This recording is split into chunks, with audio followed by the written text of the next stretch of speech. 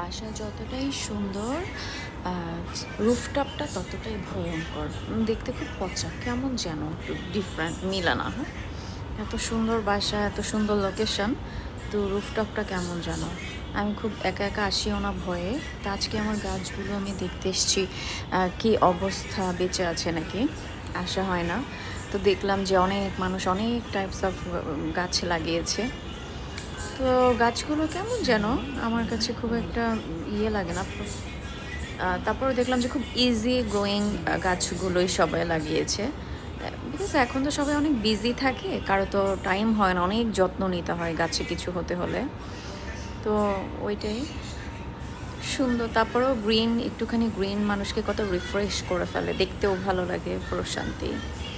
এই যে একটু নিজের গাছে একটু ডালিম হয়, একটু লেবু, একটু মরিচ, এটা তো দেখলেও মনটা ভরে যায়। এটাই হচ্ছে শান্তি। আর কারা যেন এখানে ম্যাঙ্গো গাছ লাগিয়েছে, এত সুন্দর কালারটা, মনে হয় না খেয়ে শুধু দেখি, অদ্ভুত সুন্দর।